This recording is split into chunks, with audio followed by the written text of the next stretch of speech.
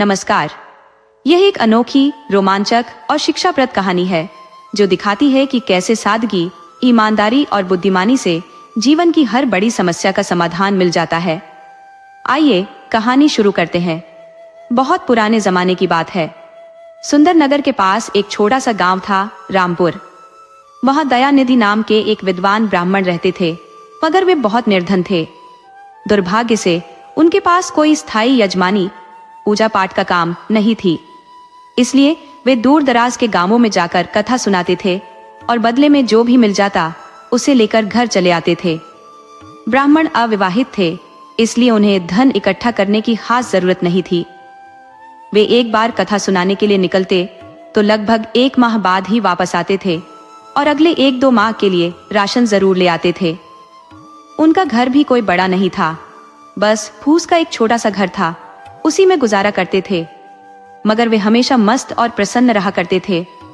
इस बात से उनके पड़ोसी ईर्ष्या करते थे कि दयानिधि हमेशा खुश रहता है, जबकि हम सब अपने घर गृहस्थी के चक्कर में सुख चैन गंवा बैठे हैं। उनके एक करीबी पड़ोसी तारकनाथ थे। वे भी पंडित थे। उनकी यजमानी भी बड़ी थी। 4-5 गांवों के लोग उनके यजमान थे। उन्हें बहुत ज्यादा दक्षिणा भी मिलती थी। फिर भी उनकी पत्नी शांति उनसे कभी खुश नहीं रहती थी और हमेशा लड़ती झगड़ती रहती थी। तारकनाथ को देखकर दयानिधि बस मुस्कुरा देते थे। इस बात से तारकनाथ अक्सर दयानिधि से चिढ़े रहते थे। तारकनाथ की पत्नी शांति कोई शांत प्रिय महिला नहीं थी। उसका गुस्सा हमेशा नाक पर रहता था, इसलिए वह पड़ोसियों से भी लड़ लिया करती थी, मगर दयानिधि से वह कभी नहीं लड़ती थी।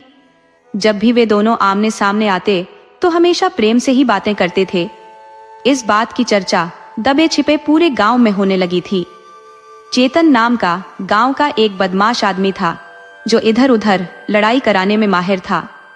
उसने गांव वालों से यहाँ तक कह दिया कि तारकनाथ की पत्नी और दयानिधि में जरूर कुछ है। जब दोनों मिलते हैं तो बहुत प्यार से बातें करते हैं, बिल्कुल पति पत्नी की तरह। मगर जब अपनी पति तारकनाथ को देखती है तो वह किसी कुत्तिया की तरह भौंकने लगती है। अब यह गांव की बात थी। किसी स्त्री ने भी इस बात को सुन लिया तो उसने अपनी सहेली से बता दिया कि बहन, तुम नहीं जानती कि आजकल गांव में क्या क्या हो रहा है। तारकनाथ की पत्नी अब दयानिधि को पसंद करने लगी है। दूसरी स्त्री बोली, यह तो बहुत बुरी बात है। ऐसी बात है तो हमारे गांव की बदनामी हो जाएगी। मगर अकेले गलती तारकनाथ की स्त्री की नहीं है, इसमें दयानिधि का हाथ जरूर होगा। उसने लालच दिया होगा। हमें तो लगता है कि वह बाहर से बहुत पैसा कमाकर घर आता है और सारा पैसा तारकनाथ की पत्नी को दे देता है। जब 2 स्त्रियां इस तरह की बात कर रही थी तो और भी स्त्रियां इस बात को सुन ली। थोड़ी देर में पूरे गांव में फुसफुसाहट होने लगी कि यह तो हमारे गांव के लिए ठीक नहीं है। दयानिधि को तो गांव में रहना ही नहीं चाहिए। हमें दयानिधि का हुक्का पानी बंद कर देना चाहिए। गांव वाले यह बात खुद में बैठकर तय तो कर लिए, मगर अब किसी में इतनी हिम्मत नहीं थी कि तारकनाथ की पत्नी शांति से कोई बात करे। गांव में पंचायत बैठाने की बात चलने लगी थी।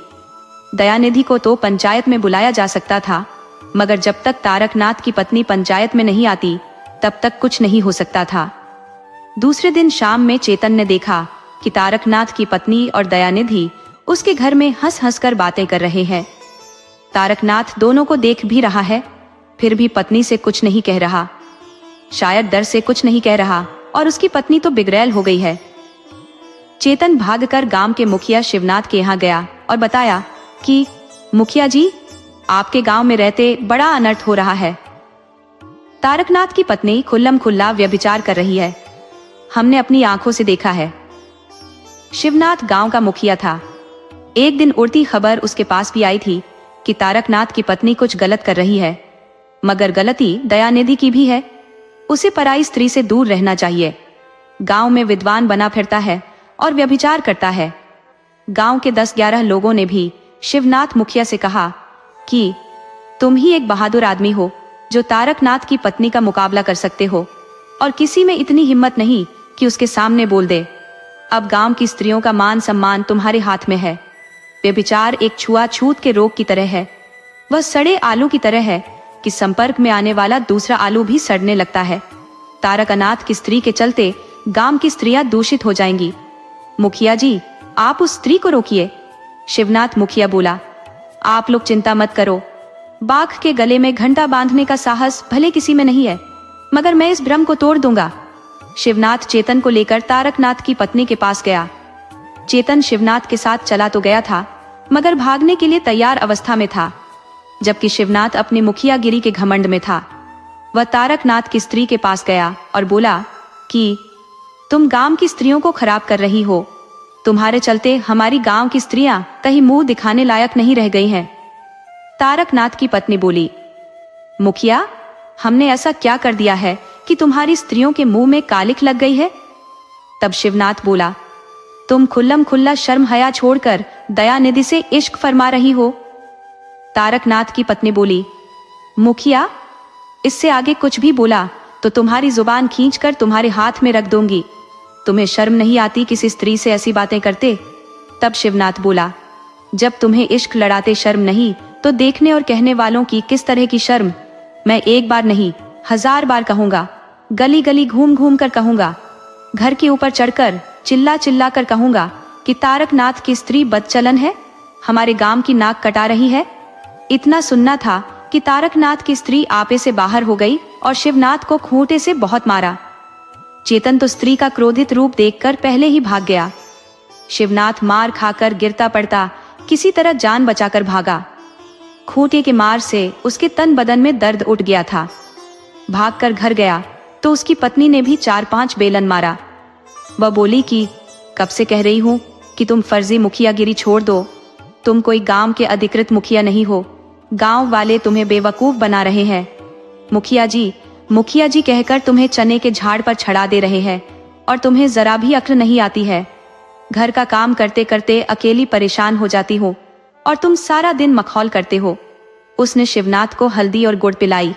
हल्दी गुड़ पुराने जमाने में मार खाने के दर्द की मशहूर दवा थी। गांव के 1-2 लोग शिवनाथ का हाल जानने आए कि शिवनाथ की पीठ किस तरह गई है, इसे दूसरे के फटे में टांग नहीं फंसानी चाहिए थी। गांव वालों ने झूठ मूठ का इसे माला क्या पहना दिया, ये अपने को सचमुच मुखिया समझ बैठा है।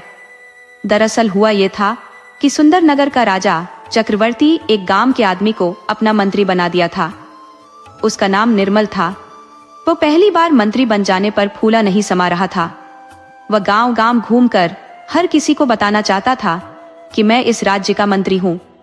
गांव वाले भी निर्मल का जोरदार स्वागत कर रहे थे। वह रामपुर में आने वाला था कि राजा चक्रवर्ती को पता चल गया कि यह तो अपनी प्रसिद्धि बढ़ा रहा है।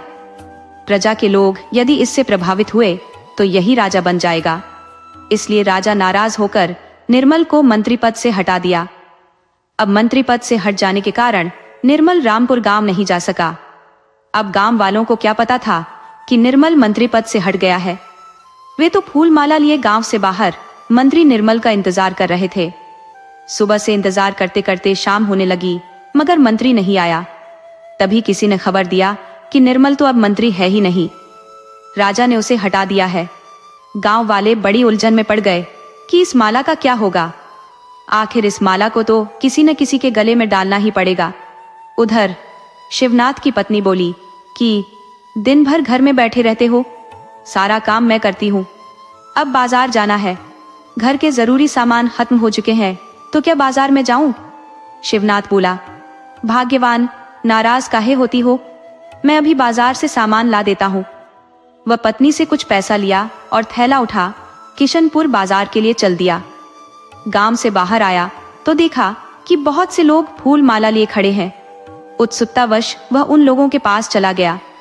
उधर गांव वाले माला को लेकर परेशान थे कि हम माला का क्या करें, कि तभी उन्हें ख्याल आया कि अरे, हम माला का सदुपयोग करते हुए शिवनाथ को बेवकूफ बना सकते हैं। सभी ने जयकारे लगाकर माला शिवनाथ के गले में डाल दिया। शिवनाथ बोला, ये सब क्या है? तब गांव वाले बोले, आप नहीं जानते क्या? अरे, हम सब ने आपको अपना मुखिया चुन लिया है। शिवनाथ बोला, लेकिन मुखिया का चयन तो राजा साहब करते हैं। तब गांव वाले बोले, बड़े बुड़बक आदमी हो, राजा के नियम भी नहीं जानते? अरे, राजा साहब ने अब नया फरमान जारी किया है कि गांव वाले अपना मुखिया खुद चुन सकते हैं। अब राजा अकेला आदमी, उनके राज्य में 1000 गांव है। अब किस किस गांव में जाएंगे राजा साहब? तो वह गांव वालों को अधिकार दे दिए हैं कि गांव वाले खुद से मुखिया चुन ले। अब तुम देख लो, हम तुम्हें मुखिया बना दिए हैं। अगर मुखिया नहीं रहना चाहते तो कोई बात नहीं, हमारी मुखियाई वापस कर दो, हम दूसरा मुखिया बना लेते हैं। शिवनाथ देखा कि हाथ आई मुखियाई जाने वाली है तो बोला कि अरे नहीं, मैं अब मुखियाई कैसे लौटा सकता हूँ, मुखिया तो मैं ही रहूंगा।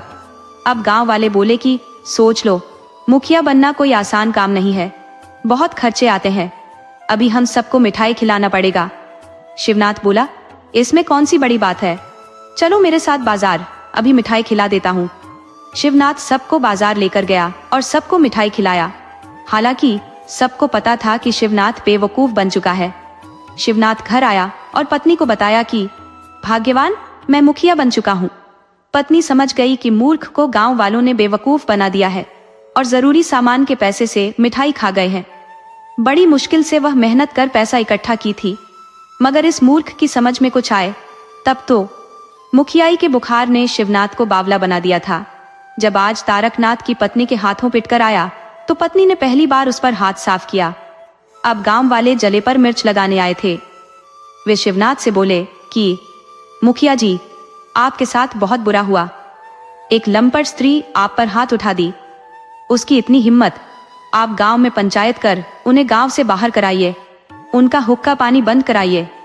शिवनाथ बोला, उस औरत को छोड़ूंगा नहीं, कल दिन में पंचायत बैठाऊंगा और हुक्का पानी बंद कराऊंगा, दयानिधि को भी नहीं छोड़ूंगा, साला पानी में डूबकर मिठाई खाता है। शिवनाथ चेतन को बुलाया और बोला कि गांव में घर घर खबर दे आओ कि कल पंचायत है, तारकनाथ की पत्नी और दयानिधि के संबंध को लेकर। चेतन बोला, मुखिया जी, इस गांव के मुखिया आप हो, भला बुरा देखना आपका काम है, मैं इस मामले में पढ़कर अपनी हड्डी नहीं तोड़वा सकता। तारकनाथ की पत्नी बहुत खतरनाक स्त्री है, मेरा हाथ पैर तोड़ देगी, आप किसी और से सूचना भिजवा दो या डुगडुगी बजवा दो। शिवनाथ ने बहुत प्रयास किया मगर कोई आदमी नहीं मिला जो गांव में सबको खबर कर सके कि कल गांव से बाहर बरगद के पेड़ के पास सर चबूतरे पर पंचायत है। जब कोई नहीं मिला तो शिवनाथ अपने खपरेल घर के ऊपर चढ़ गया और जोर जोर से चिल्लाने लगा कि भाइयों, कल दोपहर दिन में पंचायत रखा गया है, पंचायत बहुत गंभीर मुद्दा पर है, तारकनाथ की पत्नी और दयानिधि के संबंध को लेकर है, वह पंचायत में बताएंगे कि दोनों में क्या रिश्ता है। शिवनाथ की आवाज पूरे गांव में पहुंची। तारकनाथ भी उस आवाज को सुन रहा था। सुबह में पंचायत बैठी, सारे गांव के लोग इकट्ठा हुए। शिवनाथ मुखिया ने तारकनाथ से कहा कि तारकनाथ, तुम्हारी पत्नी तुम्हारे बस में नहीं है, वह खुल्लम खुल्ला दयानिधि से मिलती है, हंसकर बातें करती है, उसके घर दिन या रात में चली जाती है, फिर घंटों बाद उसके घर से निकलती है, वह एक लंपट स्त्री है। हम गांव वालों से कहते हैं कि तुम्हारा हुक्का पानी बंद कर दे। तब तारकनाथ बोला, पहले यह जानना जरूरी नहीं है कि मेरी पत्नी का दयानिधि से क्या संबंध है। तब गांव में कई लोगों ने एक साथ कहा कि हाँ, हम जानना चाहते हैं कि तुम्हारी पत्नी और दयानिधि का क्या रिश्ता है। तब तारकनाथ ने बताया कि दयानिधि मेरी पत्नी के मामा का लड़का है, अर्थात ममेरा भाई है। अब वह अपने भाई से कैसे मिलती है, रात में मिलती है, दिन में मिलती है, उसके घर जाकर रहती है, इस बात से किसी को क्या फर्क पड़ता है। अगर अपने ममेरे भाई से मिलने से मेरी पत्नी बदचलन है तो तब तो यहाँ किसी की स्त्री सती सावित्री नहीं है, सभी अपनी बहन भाई, मौसेरे भाई, ममेरे भाई से मिलती है, उसके साथ उसके घर जाती है। गांव का एक बुजुर्ग बोला कि शिवनाथ का दिमाग खराब है, बिना कुछ जाने पंचायत बैठा दिया, इसने सबकी इंसल्ट करा दिया। अब बहन भाई के घर जाएगी नहीं, उसके घर रहेगी नहीं तो कहाँ रहेगी। हम पहले से जानते थे कि दयानिधि बहुत भला लड़का है और हम ये भी जानते हैं कि तारकनाथ की स्त्री गांव की स्त्रियों में सबसे भली है, जो कुछ कहना है सामने कह देती है, गुंडागर्दी बर्दाश्त नहीं करती। शिवनाथ मुखिया के लायक नहीं है, इससे अभी मुखियाई वापस छीन लो और उसका हुक्का पानी बंद करो, साला गांव की स्त्रियों पर बुरी नजर रखता है। अभी सब बात कर रहे थे कि चेतन शिवनाथ के घर से माला उठा लाया। अब माला बिल्कुल सूख चुकी थी। उसने पंचायत में माला तोड़कर शिवनाथ की मुखियाई खत्म कर दी। गांव में आग लगाने वाला चेतन अब अच्छा बन चुका था। शिवनाथ अपनी बेवकूफी से अलग थलग पड़ गया था। अब गांव में किसी को तारकनाथ की पत्नी और दयानिधि के रिश्ते को लेकर संदेह नहीं था। तारकनाथ की पत्नी शांति बहुत ज्यादा दयानिधि के पास इसलिए आकर बैठती थी कि उसकी बड़ी बहन ने अपनी ननद के विवाह की जिम्मेदारी उसे दे दी थी कि कहीं लड़का देखकर सेट करा दो। तो उसने अपनी बहन को बताया था कि हमारे मामा जो अभयपुर से आकर रामपुर में बस गए थे, उनका लड़का दयानिधि सबसे उत्तम लड़का है। वह हम दोनों का भाई भी है। वह हमारी बात मान जाएगा। तो वह उसे विवाह के लिए तैयार करने के खातिर रोज दयानिधि के घर आ जाती थी। उसका खाना भी बना देती थी। उसे स्त्री से होने वाले फायदे भी बताती। दयानिधि तब उससे कहता कि तुम सिर्फ फायदे के विषय में बताती हो, नुकसान के विषय में कुछ नहीं बताती। तुम जो अपने पति की कभी कभी पिटाई कर देती हो, उसका क्या? क्या हर औरत उसी तरह अपने पति को पीटती है? तब तारकनाथ की पत्नी बताती कि बड़े बुड़बक आदमी हो, तुम कुछ नहीं समझते। अरे वह तो हमारा प्यार है। तब दयानिधि बोला कि मुझे उस तरह की प्यार की जरूरत नहीं है, मैं बिना विवाह के ही ठीक हूं। तब शांति समझाती कि शैलजा बिल्कुल शांत है, वह कभी किसी से ऊंची आवाज में बात नहीं करती, वह तुम्हारे लिए सबसे उपयुक्त है, तुम मुझ पर भरोसा करो। बहुत समझाने के बाद दयानिधि विवाह को तैयार हो गया। शैलजा दयानिधि के घर आ गई। दयानिधि का घर कोई बड़ा नहीं था, गरीब आदमी था। पहले उतना ही कमाता जितना खा सके, मगर अब तो पत्नी आ गई थी। तारकनाथ की पत्नी के तेवर एकदम से बदल चुके थे। वह दयानिधि से बोली कि देखो, कोई काम धंधा कर लिया करो, मुंडों की तरह घर में बैठे मत रहो। शैलजा को किसी तरह की तकलीफ नहीं होनी चाहिए। उसके लिए अच्छा भोजन, अच्छा कपड़ा और मनपसंद गहने इत्यादि का प्रबंध करो। दयानिधि बोला, बहन, मुझे लगता है कि तुम गिरगिट की तरह बदल रही हो। पहले शादी के फायदे बता रही थी, अब मुझे आंख दिखा रही हो। अब तुम ही बताओ कि मैं यह सब सामान कहां से लाऊं?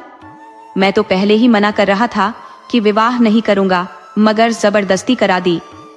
तब तारकनाथ की पत्नी बोली कि मैं तुझे गोद में उठाकर नहीं ले गई थी, तुम्हें अच्छा लगा तो विवाह किया। अब तुम्हें पत्नी के खर्चे तो उठाने ही पड़ेंगे। तुम चाहे जहां से हो धन कमाकर ले आओ, उसके लिए पंडिताई करो, भिक्षा मांगो या चोरी करो, कुछ भी करो, मगर शैलजा को खुश रखो। ये सुन शैलजा ने ही मोर्चा संभाल लिया।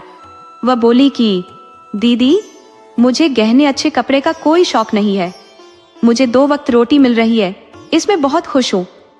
मैं अपनी पसंद की पति पा गई हूं, तो मुझे खुशी की पूरी दुनिया मिल गई है। तारकनाथ की पत्नी ने देखा कि दोनों जब एक दूसरे से खुश हैं, तो इसमें मेरी दखल की जरूरत नहीं है। वह शांत हो गई और अपने घर चली गई। दोनों अपने घर आराम से रहने लगे, मगर दयानिधि के पास समस्या थी कि उसकी कोई स्थायी यजमानी नहीं थी। बिना यजमानी के दूर दराज गांव में जाकर कथा सुनाना एक बड़ी समस्या थी। कथा तो लोग बड़ी चाव से सुन लेते, मगर कथा समापन पर बिना कोई दक्षिणा दिए लोग चले जाते थे। इस कारण कभी कभी बिना दक्षिणा के भी घर लौटना पड़ता था। एक बार जब बिना अन्न लिए दयानिधि घर आए, तो उनकी पत्नी बहुत निराश हुई, क्योंकि घर में पहले से अन्न नहीं था, यानी उस दिन उपवास रहना था। वह अपने मायके में कभी भूखी नहीं सोई थी, तो इस बात का दुख दयानिधि को भी हुआ। वह तारकनाथ के घर जाने का विचार करने लगा कि बहन से कुछ मांग कर लाऊं और आज का काम चले। तब शैलजा ने उसे रोक दिया कि नहीं, आप यहाँ किसी से कुछ मत मांगना। आज तो कोई आपको कुछ दे देगा, मगर कल को नाराज हुआ तो पूरे गांव में घूम घूम कर आपकी शिकायत करेगा। अगर आपको कुछ मांगना है तो यहाँ के राजा के पास जाओ। आप ब्राह्मण हो, राज दरबार में ब्राह्मणों की राजा लोग बहुत कदर करते हैं। तब दयानिधि बोला कि भाग्यवान, दूर के ढोल सुहावने लगते हैं, जबकि हकीकत में वैसा नहीं होता है। कहने को राजा ब्राह्मण की कदर करते हैं, ये बात राज दरबार में जाने के बाद पता चलता है। सुंदर नगर का राजा चक्रवर्ती कोई अच्छा राजा नहीं है, हर वक्त नशे में रहता है। वह आशिक मिजाज है, तो नर्तकियों के बीच में घिरा रहता है। दुनिया की सारी बुराई उसके अंदर है, वह अवगुणों का खजाना है। विद्वान दरबार से भगाए जाते हैं और चाटुकार दरबार में स्थान पाते हैं, इसलिए आप मुझे उस स्थान पर मत भेजो। शैलजा बोली कि राजा क्या करता है, कैसा शासन चलाता है, वह अच्छा है या बुरा, लंपट है या धर्मात्मा, इससे आपको क्या लेना देना? आप कोई राजा को सुधारने थोड़े जा रहे हो, राजा के विषय में तो आपको कोई बात ही नहीं करनी है। आप बस राजा से याचना करो कि वह आपको उतना धन दे दे जिससे कि आप और हम 2-4 साल आराम से खा सके, और फिर आपको नया कुछ करने का अवसर मिल जाएगा। दयानिधि पत्नी को और समझाना नहीं चाहता था। वह जानता था कि जितना भी समझाएगा पत्नी उतना ही ज्यादा तर्क देती जाएगी, और हो सकता है उसकी मन मुताबिक न हो तो लड़ भी जाए, क्योंकि भूखा इंसान सारा रिश्ता भूल जाता है। दयानिधि ने सोच लिया वह राज दरबार जरूर जाएगा, चाहे राजा उसे अपमानित करके क्यों न निकाल दे। दूसरे दिन सुबह राज दरबार के लिए चल पड़ा। राज दरबार रामपुर से 10 मील की दूरी पर था, तो ब्राह्मण के लिए 2-2.5 घंटे का सफर था। दयानिधि सुबह में चला तो दरबार लगने के वक्त तक पहुंच गया, मगर राज दरबार पहुंचने पर दयानिधि को हैरानी हुई कि वहां तो दरबार लगा ही नहीं है। राजा 1 सप्ताह से अभी रनिवास में है। वह एक नई रानी लेकर आए हैं। जब से नई रानी आई है, राजा रनिवास से बाहर नहीं निकले हैं। दयानिधि ने सेवक से पूछा कि राजा को कब तक रनिवास से बाहर आने की उम्मीद है। सेवक बोला, इस बात को तो राजा ही समझ सकते हैं कि कब बाहर आना है। आप 2-4 दिन बाद फिर आकर पता कर लेना। दयानिधि निराश होकर वहां से चल दिया। संयोग से रास्ते में कोई सेठ कीर्तन का आयोजन रखा था। वहां भोजन और दक्षिणा मिल रही थी, तो ब्राह्मण ने भोजन खा लिया और फिर पत्नी के लिए भी ले लिया। साथ में कुछ पैसे भी मिल गए। दयानिधि खुश होकर घर लौट आया। भोजन पत्नी को दिया तथा पैसे दिया, तो शैलजा बोली कि उतना बड़ा राजा, बस इतना ही दिया। तब दयानिधि ने बताया कि नहीं, राजा से तो हमारी मुलाकात ही नहीं हुई है।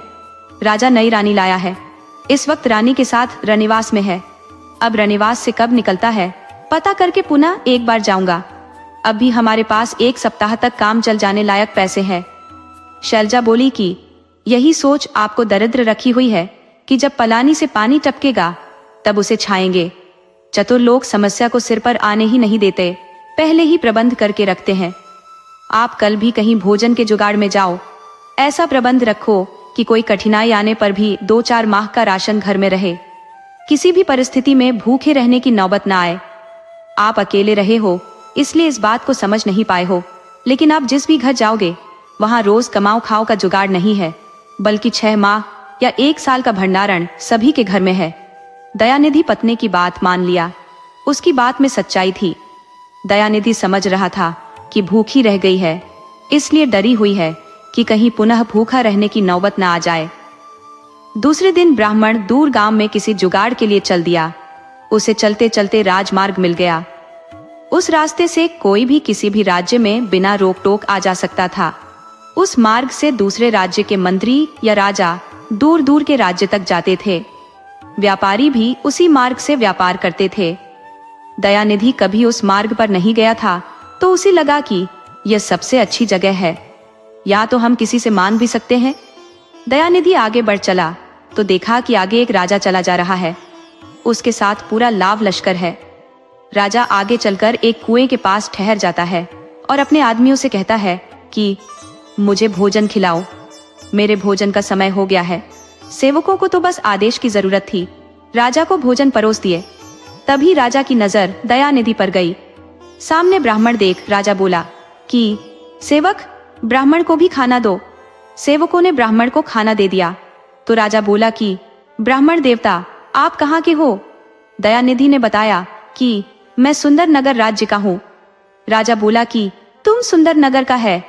वह सेवकों से बोला कि यह ब्राह्मण हमारे दुश्मन राज्य का है, मारो इसे और भोजन सामने से छीन लो, इसे धक्के देकर दूर भगाओ। सेवकों ने ब्राह्मण के आगे से खाना छीन लिया, फिर मारा पीटा और धक्के देकर दूर भगा दिया। दयानिधि बोला कि भाई, इसमें मेरा क्या कसूर है? राजा को राजा से दुश्मनी हो सकती है, ब्राह्मण से कैसी दुश्मनी? सेवक बोले, हम यह बात जानते हैं कि तुम निर्दोष हो, मगर हम मजबूर हैं राजा के आज्ञा का पालन करने के लिए। इस राजा का नाम बरली है, इसका राजा चक्रवर्ती से दुश्मनी है। तुम यहाँ से चले जाओ, तुम्हें किसी राजा के चक्कर में पड़ना ही नहीं चाहिए। दयानिधि बहुत अपमानित हो पुनः घर को चल दिया। सामने कोई खाना देकर और पुनः उसे छीन ले, यह एक मृत्यु के समान अनुभूति होती है। ब्राह्मण अपमानित हो घर आ गया और पत्नी से बताया तो वह भी इस घटना से स्तब्ध रह गई। वह ब्राह्मण को तसल्ली देते हुए बोली कि अच्छा हुआ जो आपने दुश्मन राजा का खाना नहीं खाया। आप अब अपने राजा के पास जाना, जो भी याचना करनी है अपने राजा से करना। ब्राह्मण फिर दूसरे दिन राज दरबार के लिए गया, लेकिन वहां पता चला कि राजा रणिवास से निकल गया है, लेकिन रंगशाला में एक नई खूबसूरत नर्तकी आ गई है, तो राजा उसकी सेवा में लगा हुआ है। अब तुम 2 दिन बाद ही आना। ब्राह्मण बोला कि नर्तकी की व्यवस्था बनवाने में राजा को कितना समय लगना है? राजा 1-2 घंटे में दरबार में आ जाएगा। तब सेवक ने बताया कि ब्राह्मण देवता, राजा 3-4 दिन से पहले रंगशाला से बाहर नहीं आने वाला। आप राजा और साधारण आदमी में अंतर समझिए और आप अपना वक्त बर्बाद करने में वक्त जाया मत करिए। जाइए, फिर बाद में आइएगा। दयानिधि पुनः घर आ गया। इस तरह दयानिधि के आने जाने में एक पखवाड़ा गुजर गया। राजा से कभी मुलाकात नहीं हुई। घर में रखा पैसा भी खत्म हो चला। दूसरा कोई जुगाड़ नहीं लग पाया। ब्राह्मण अब राज दरबार नहीं जाना चाहता था, मगर पत्नी के धकेल कर भेजने से पुनः राज दरबार के लिए चल दिया। इस बार राजा दरबार में बैठा था। वहां याचकों की भीड़ लग गई थी। दयानिधि से पहले एक ब्राह्मण की बारी राजा से मिलने की थी। वह राजा से मिला तो राजा का गुणगान करने लगा कि आप जैसा धर्मात्मा राजा इस जहां में नहीं है। आप जैसा दानवीर भी इस वक्त कोई धरती पर नहीं है। आप जैसा प्रजा का ख्याल करने वाला दूसरा नहीं है। आप याचकों के भगवान हो, गरीबों के पालनहार हो। अब मैं अपने छोटे मुंह से महान राजा का कितना वर्णन करूं, आप वर्णन से परे हो। राजा उस ब्राह्मण की बात सुनकर 100 स्वर्ण मुद्राएं इनाम में दे दिया। वह राजा का जयकारा करता हुआ चला गया। दयानिधि ने मन में सोच रखा था कि राजा को अच्छी सलाह देगा कि राजा प्रजा के ख्याल रखने के लिए ज्यादा नहीं तो 1 घंटा राज दरबार में बैठे। एक अच्छा राजा नर्तकियों से दूर रहता है। दयानिधि राजा के सामने गया तो पहले उलाहना दिया कि आपके दरबार में तो ब्राह्मणों की कोई कदर नहीं है। आप नर्तकी की व्यवस्था के लिए कई दिन समय दे देते हो, मगर ब्राह्मण आपके दरवाजे से खाली चला जाता है। प्रजा अपनी फरियाद कहे बगैर लौट जाती है। आप पहले ब्राह्मण, साधु संत, प्रजा, उसके बाद रणिवास और फिर कभी कभी रंगशाला में समय दें। राजा बोला कि तुम याचना करने आए हो या उपदेश देने? तब ब्राह्मण बोला कि आया तो याचना के लिए ही हूं, मगर राजा में कमी देखा तो टोक दिया। राजा ब्राह्मण की बात से जल भुन गया था। उसने सैनिकों को आदेश दिया कि इसे दक्षिणा में 10 कोड़े लगाओ और दरबार से बाहर भगाओ। सैनिकों को आदेश की जरूरत थी। मार पीट कर ब्राह्मण को भगा दिया।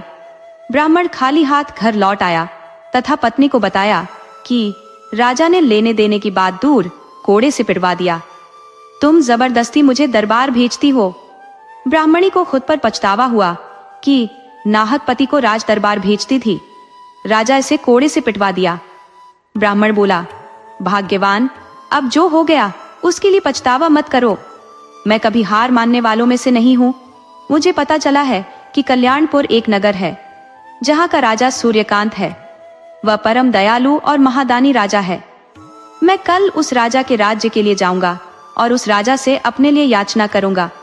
शैलजा बोली कि आप इस तरह मुझे घर में अकेली छोड़कर कैसे जाओगे?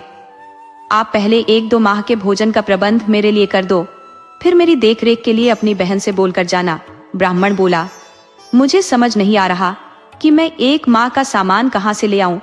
शैलजा बोली कि मेरे पास सोने की चूड़ियां हैं, उसी में से एक बेच दो या फिर गिरवी रख दो। ब्राह्मण ने अब देर नहीं किया। 1 दिन में ही सारा प्रबंध कर दिया और दूसरे दिन कल्याणपुर नगर के लिए चल पड़ा।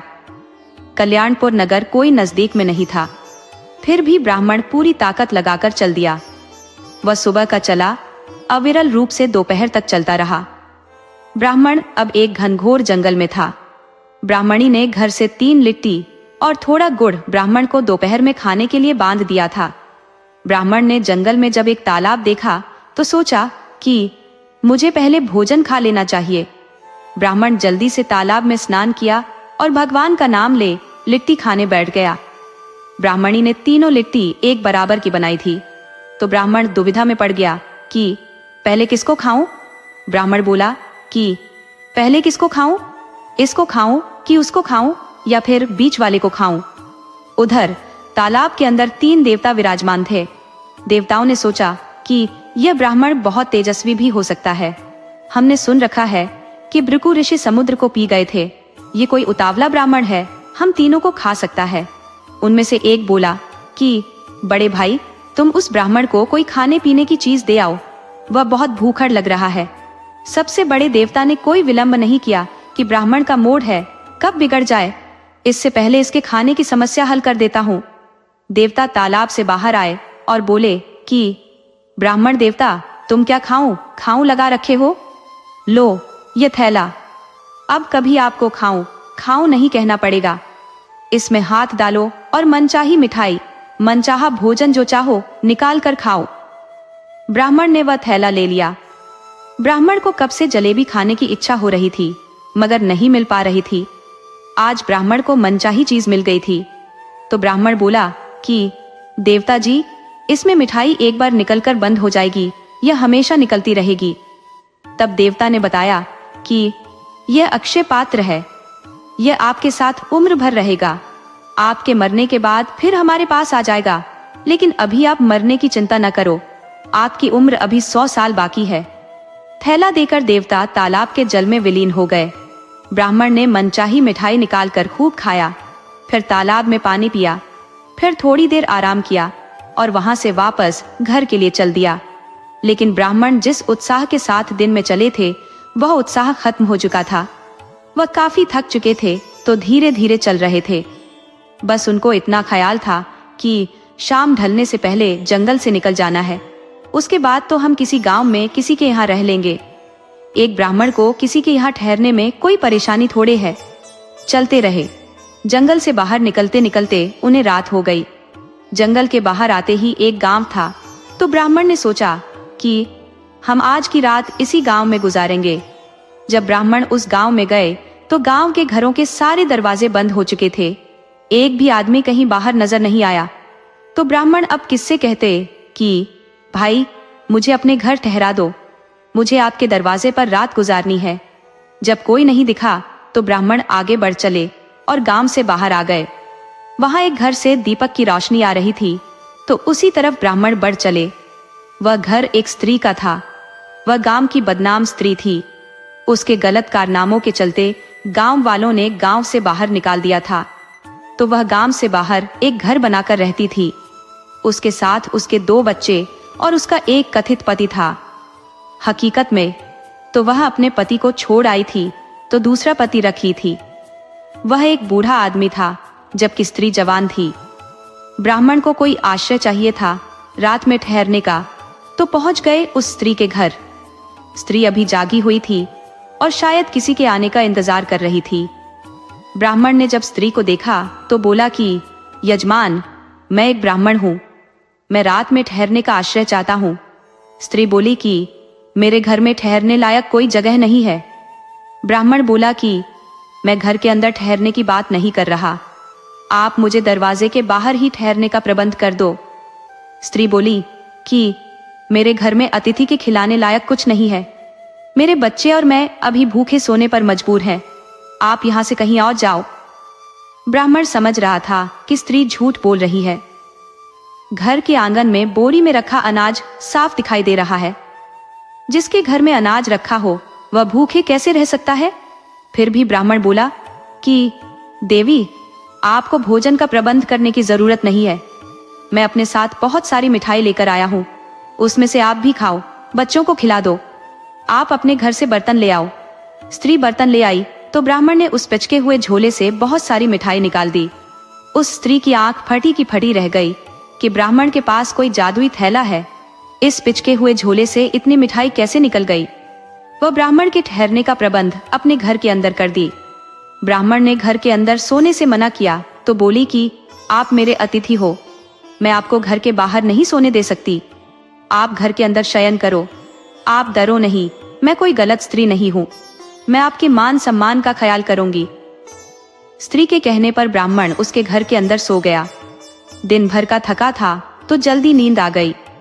उधर स्त्री थैला चुराने के जुगाड़ में लग गई। वह रात में उसी तरह का एक थैला तैयार कर ली और ब्राह्मण का थैला चुराकर घर में ले गई। उसमें से बहुत सारी मिठाई निकाली तो उसे पता चल गया कि झोला जादुई है। उसने कुछ मिठाई नकली झोले में डालकर ब्राह्मण के पास रख दी। ब्राह्मण सुबह में जागा तो उसे घर जाने की जल्दी थी। वह थैला उठाया और घर को निकल गया। वह घर पहुंचकर थैले के विषय में पत्नी को बताया कि मैं एक अक्षय पात्र लाया हूं, इसमें से जो भी मांग करोगी तुम्हें वही खाना मिल जाएगा। शैलजा उत्सुकतावश रसगुल्ला की इच्छा रख हाथ डाली तो उसमें से एक पेड़ा निकल आया। 5 पेड़े निकलते ही झोला खाली हो गया। शैलजा बोली कि मजाक करने का क्या खूब तरीका निकाले हो। अरे, इस गरीबी में भी कोई मजाक करता है? ब्राह्मण बोला, भाग्यवान, मैं कोई मजाक नहीं कर रहा, बल्कि सच कहा था, परंतु दुर्भाग्य से मैं लुट गया हूं। मुझे रास्ते में एक स्त्री ने लूट दिया है। ब्राह्मण पत्नी से उस स्त्री की सारी कहानी बताया तो वह भी समझ गई कि ठगनी स्त्री ने ब्राह्मण को लूट दिया है। ब्राह्मण बोला कि देवी, आप चिंता मत करो, मैं पुनः जाता हूं। शैलजा बोली कि आप उस स्त्री से झगड़ा मत करना, वह अपना गांव नहीं है, स्त्री पर गलत इल्जाम लगा, पिटवा भी सकती है। ब्राह्मण बोला कि नहीं, मैं उसके घर नहीं जा रहा, मैं तो उस जगह जा रहा जहां से मुझे झोला मिला था। उधर ब्राह्मण जब तक उस स्त्री के घर था तब तक तो झोले से मिठाई निकला, मगर ब्राह्मण के जाते ही वह झोला मिठाई देना बंद कर दिया। स्त्री समझी कि ब्राह्मण जादूगर था, अपने साथ जादू लेकर चला गया। इधर ब्राह्मण पुनः उस तालाब के पास चले आए और पहले दिन की तरह तालाब में स्नान किए। फिर भगवान का नाम लेकर लिट्टी खाने बैठे और बोले कि इसको खाऊं कि उसको खाऊं कि बीच वाले को खाऊं। तब उस तालाब के बड़े देवता ने मजले से बोला कि भाई, तुम उस ब्राह्मण को ले जाकर कुछ दो, नहीं तो वह हम सबको खाने पर तुला हुआ है। अब तालाब से मझला देवता निकला और बोला कि ब्राह्मण देवता, तुम आज यह मुर्गी ले जाओ, ये रोज एक सोने का अंडा देती है, तुम इस मुर्गी से अपनी गरीबी दूर कर सकते हो, ये मुर्गी 100 साल तक जिंदा रहेगी। जब ब्राह्मण को सोने का अंडा देने वाली मुर्गी मिल गई तो वह जल्दी से उसे लेकर घर चल दिया, मगर लाख प्रयास के बाद भी उस स्थान तक ही पहुंच सका। रात हुई तो न चाहते हुए ब्राह्मण को उस स्त्री के घर ठहरना पड़ा। ब्राह्मण के घर पहुंचते ही स्त्री ने झोले से बहुत मिठाई निकाल ली, यानी झोला मिठाई देने लगा।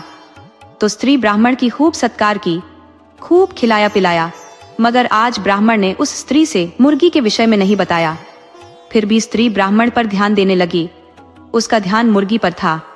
आधी रात में स्त्री ने देखा कि मुर्गी एक सोने का अंडा दे दी है, तो वह उस अंडे को उठा ली और मुर्गी को उठाकर घर में ले गई और उसी तरह की एक मुर्गी ब्राह्मण के थैले में रख दी। ब्राह्मण सुबह उठा और फिर अपने घर चला आया और पत्नी से बताया कि यह मुर्गी सोने का अंडा देने वाली है। इस बार भी मैं उस स्त्री के घर ही ठहरा था, मगर मुझे लगता है कि स्त्री ने कोई इस बार चाल नहीं किया है। तभी मुर्गी ने एक साधारण अंडा दे दिया। ब्राह्मण अपना माथा पीट लिया कि स्त्री फिर मेरे साथ ठगी कर ली, मैं पुनः उस तालाब के पास जाऊंगा। आप 3 लिट्टी तैयार करो। शैलजा बोले कि बहुत थक गए हो, कल सुबह जाना। ब्राह्मण बोला कि ठीक कहती हो, भाग्यवान। वह दूसरे दिन लिट्टी तैयार कर दी तो ब्राह्मण उसे लेकर जंगल के लिए प्रस्थान कर गया। शत्रु संहारक मूसल और आखिरी चाल ब्राह्मण उसी तालाब के पास जाकर फिर तालाब में स्नान किया और लिट्टी खाने बैठ गया कि इसको खाऊं कि उसको खाऊं या बीच वाली को खाऊं। यह बात जब तीनों देवता सुने तो छोटे भाई से बोले कि भाई, इस बदमाश ब्राह्मण से तुम ही हमें मुक्ति दिला सकते हो। लगता है ब्राह्मण के पास सब कुछ है, मगर अपने दुश्मन से परेशान है, इसे कोई हथियार दो। छोटा देवता जल से बाहर आया और बोला कि ब्राह्मण देवता, आप किसी दुश्मन के सताए लगते हो। ब्राह्मण बोला कि पूछिए मत कि मैं कितना सताया गया हूं। देवता बोला कि लो, मैं एक शत्रु संहारक मूसल देता हूं। यह मूसल से तुम जिस शत्रु को ठीक करना चाहो कर सकते हो। तुम जिस दुश्मन को जितना मारने का आदेश दोगे तो यह उतना ही मारेगा। किसी को जान से मारने का आदेश दोगे तो यह जान से भी मार देगा। तुम्हारे सिवा कोई भी इस मूसल को हाथ लगाएगा उसे भी बहुत मारेगा। इसलिए इस मूसल को बहुत संभाल कर रखना। ले जाओ, अपना काम सिद्ध करो। ब्राह्मण मूसल लेकर चल पड़ा। आज जानबूझकर उस स्त्री के घर ब्राह्मण ठहरा। स्त्री ने ब्राह्मण का खूब सत्कार किया और बोली कि ब्राह्मण देवता, रोज पता नहीं कहाँ आते जाते रहते हो। अरे इतना भाग दौड़ की क्या जरूरत, आप मेरे घर में ही रहा करो। मैं आपको वह हर सुख पहुंचाऊंगी जो आपकी स्त्री पहुंचाती है। वैसे मैं कोई बुरी स्त्री नहीं हूँ, सिर्फ आपके लिए ऐसा कर सकती हूँ। ब्राह्मण बोला, क्यों नहीं, क्यों नहीं, आप बहुत भली स्त्री हो, तभी तो मैं बार बार आ जाता हूँ। वैसे अभी मैं तुम्हारे घर स्थायी नहीं रह सकता, अगले माह से आऊंगा तो एक पखवाड़ा रहूंगा। स्त्री यह सुन बहुत खुश हुई, लेकिन उसका ध्यान मूसल पर था। सोची कि जब रात में ब्राह्मण सो जाएगा तो मूसल चुरा लूंगी। रात हुई तो वह मूसल पर हाथ लगा दी, मगर यह क्या, मूसल उस स्त्री को मारने लगा। चीख पुकार सुन ब्राह्मण जग गया तो स्त्री जान बचा लेने की दुहाई देने लगी। ब्राह्मण बोला कि मूसल, यदि यह स्त्री मेरा सामान लौटा देती है तो तुम इसे मारना पीटना बंद कर देना, अगर नहीं लौटाती है तो अपना काम जारी रखना। स्त्री का पति 1 मिनट में मुर्गी और थैला लेकर आ गया तो मूसल ने मारना पीटना बंद कर दिया। सुबह में ब्राह्मण सामान लेकर घर आ गया। ब्राह्मणी अक्षय पात्र और सोने का अंडा देने वाले मुर्गी पाकर खुश हुई। तब ब्राह्मण ने चेतावनी दी कि इस मूसल को साधारण मूसल मत समझना, कभी हाथ मत लगाना वरना बहुत मारेगा। ब्राह्मण ने सारा किस्सा कह सुनाया तो ब्राह्मणी बोली, जब मूसल आपका कहा मानता है तो इससे कह दो कि मेरी पत्नी को कभी मत मारना, तो यह मुझे नहीं मारेगा। इतनी सी बात के लिए आप भी भयभीत रहोगे और मैं भी। ब्राह्मण बोला, यह तो मैं सोचा ही नहीं था। ब्राह्मण ने बोल दिया तो मूसल ब्राह्मणी को नहीं मारा। अब ब्राह्मण के पास किसी चीज की कमी नहीं थी। सुखी सुखी 2 प्राणी रहने लगे। जीवन में चाहे कितनी भी गरीबी और समस्याएं हो, अगर आप धैर्य और बुद्धिमानी से काम ले तो हर ठग और अन्याय को मात दी जा सकती है। हमेशा अपनी ईमानदारी पर भरोसा रखें और सही वक्त का इंतजार करें।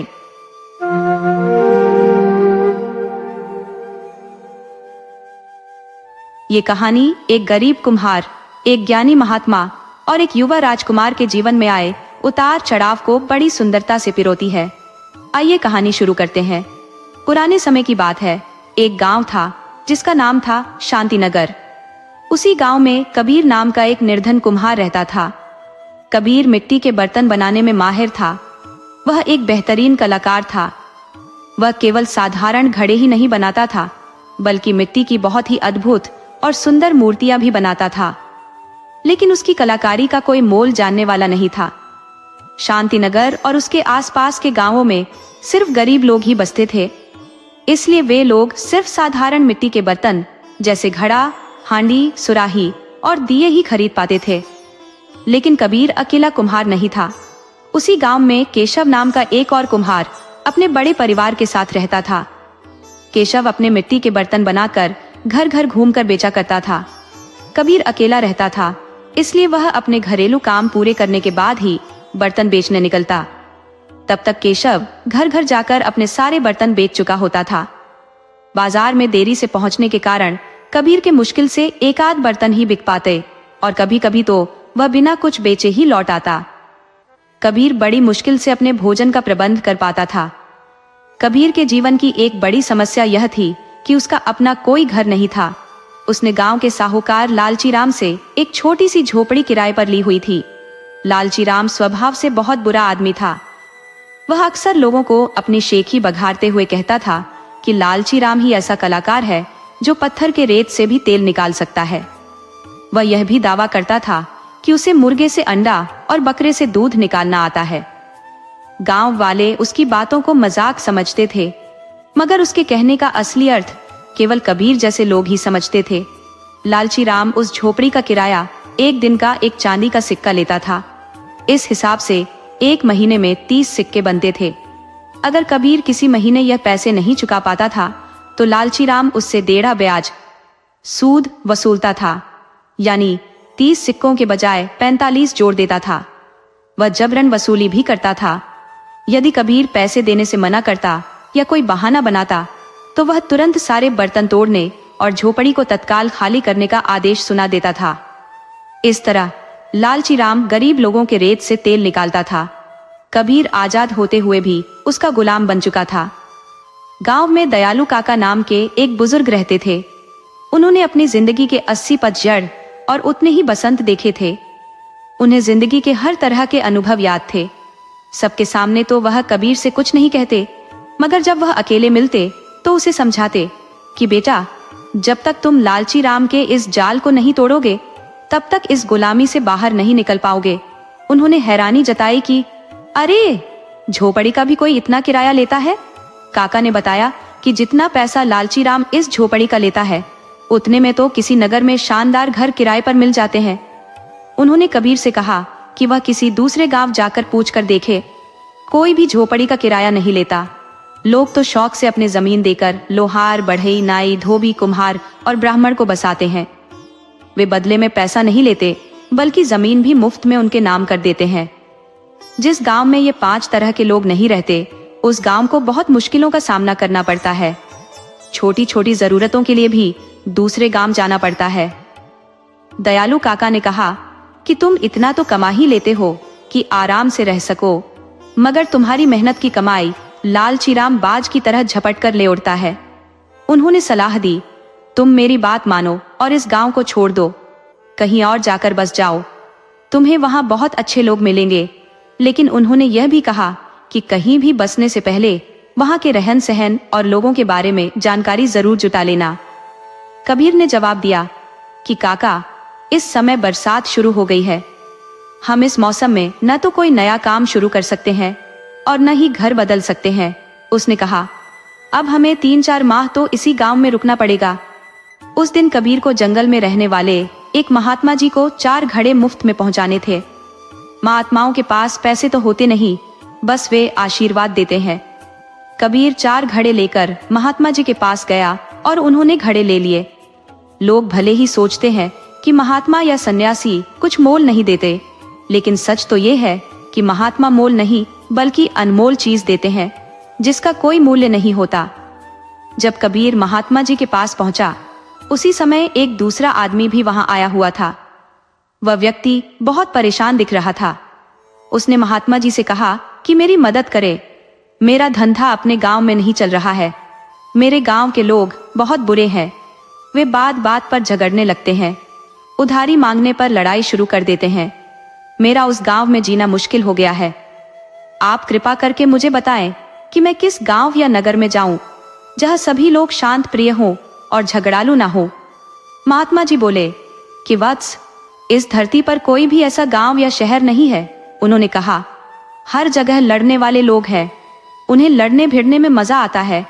महात्मा जी ने सलाह दी कि फिलहाल तुम जिस गांव में हो वही अच्छा है, क्योंकि तुम वहां हर आदमी से परिचित हो, हर कोई तुम्हें जानता है, इसलिए तुम उनसे उतना ही लड़ पाओगे जितनी जरूरत हो।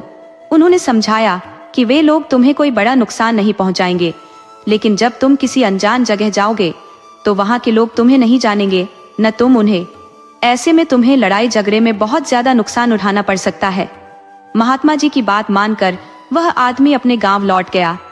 तभी थोड़ी देर बाद एक और आदमी महात्मा जी के पास आ गया। कबीर अभी तक वहां से गया नहीं था। महात्मा जी ने उसे अपने पास बैठा लिया था। कबीर ने देखा कि यह दूसरा आदमी बहुत दुखी मन से आया है। उसके चेहरे पर यह साफ झलक रहा था कि वह यहाँ आने से खुश नहीं है। उसने महात्मा जी से कहा कि महात्मन, मेरी मदद कीजिए, मैं बहुत बड़ी मुश्किल में फंस गया हूँ। उसने बताया कि वह जलधारा गांव का एक व्यापारी है, लेकिन हमारा गांव एक बांध के नजदीक था। उसने बताया कि 3-4 दिन से लगातार हुई बारिश के कारण बांध टूट गया और उनके गांव में भयानक बाढ़ आ गई। गनीमत रही कि हम सब घर की छत पर बैठकर किसी तरह अपनी जान बचा पाए, मगर उनके घर में रखा सारा सामान बर्बाद हो गया और अन्न सड़ गया। मैं एक व्यापारी हूँ, इसलिए मेरा नुकसान सबसे ज्यादा हुआ है।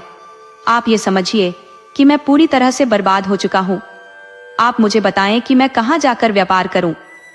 तब महात्मा जी ने उससे पूछा कि वत्स, तुम जहाँ रहते थे, यानी जिस गांव में रहते थे, वहां के लोग कैसे थे? उस आदमी ने बताया कि हमारे गांव के लोग बहुत भले, ईमानदार और दयालु थे। उसने बताया कि वे अब रोजी रोटी की तलाश में दूसरी जगह निकल चुके हैं। उनसे बिछड़कर मुझे बहुत तकलीफ हुई है। महात्मा जी ने कहा, निराश मत हो वत्स, ये दुनिया बहुत बड़ी और बहुत खूबसूरत है। इसमें बहुत भले लोग रहते हैं। तुम जहां भी चाहो जाकर अपना रोजगार शुरू करो। उन्होंने आश्वासन दिया कि तुम्हें वहां शांत प्रिय लोग मिल जाएंगे। तुम हर जगह के लिए उपयुक्त हो। जाओ, अपना रोजगार शुरू करो।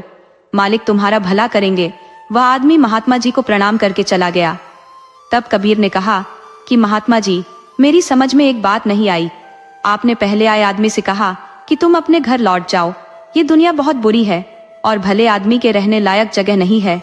उसने कहा, और जब दूसरा आदमी आया तो आपकी भाषा ही बदल गई। आप कहते हैं कि दुनिया बहुत भली है, तुम कहीं भी जाओ तुम्हें अच्छे लोग मिल जाएंगे।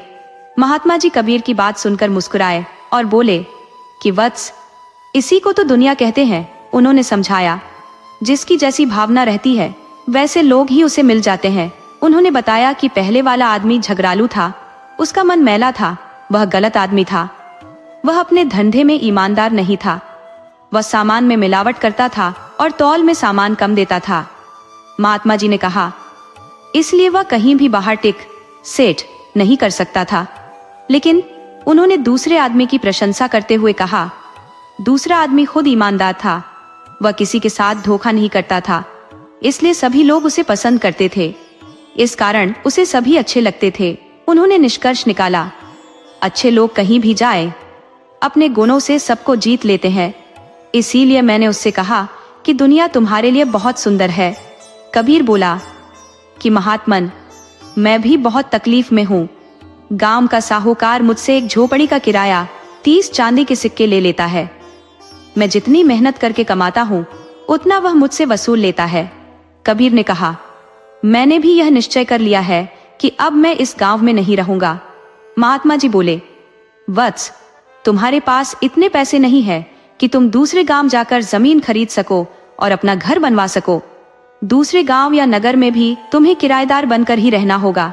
उन्होंने भविष्यवाणी की, मगर तुम्हारे नसीब में ही ऐसा लिख दिया गया है कि तुम जहां भी जाओगे मकान मालिक तुम्हें अच्छा नहीं मिलेगा, वह तुम्हें गुलाम बनाकर रखेगा।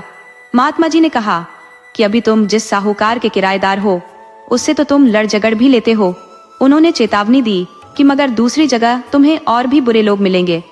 तुम अभी जहां हो वहीं ठीक हो। महात्मा जी ने कबीर को समझाते हुए कहा कि सुख दुख एक नदी के दो किनारों की तरह है।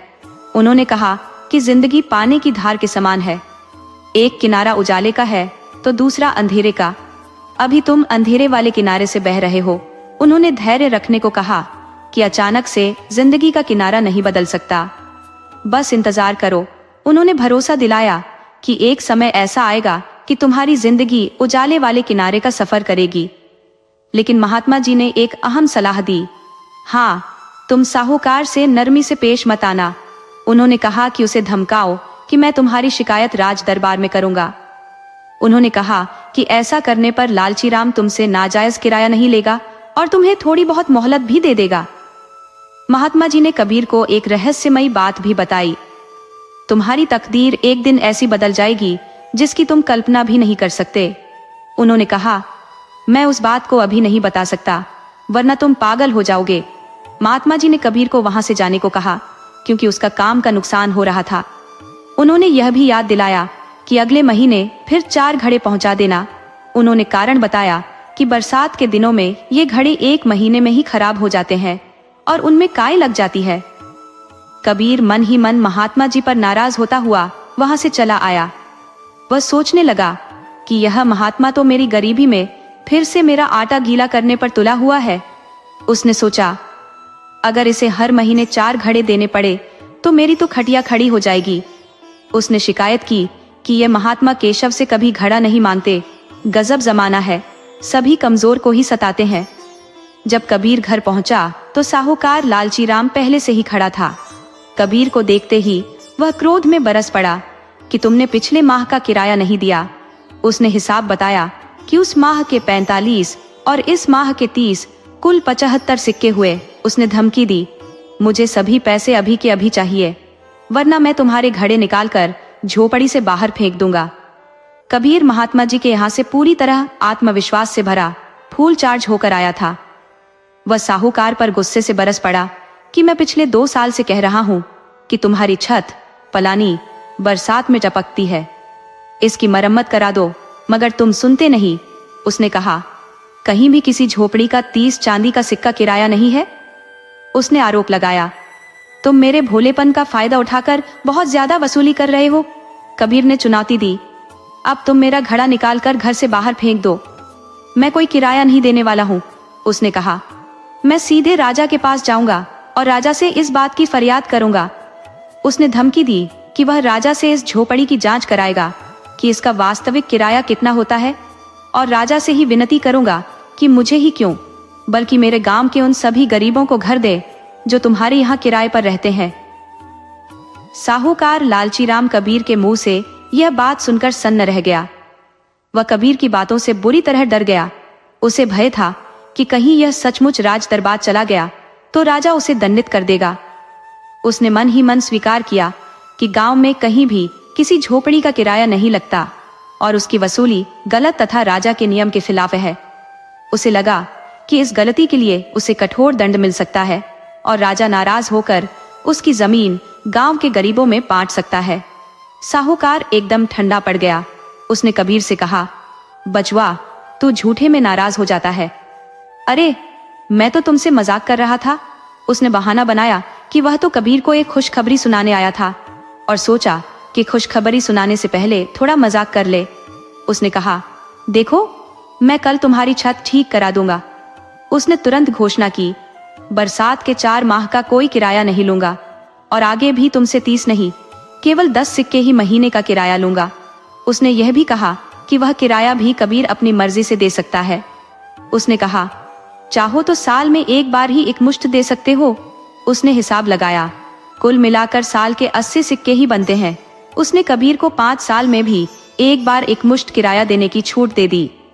साहूकार ने कहा कि कबीर किराया उसके घर ही पहुंचा दे और वह अब कभी किराया वसूलने कबीर के पास नहीं आएगा।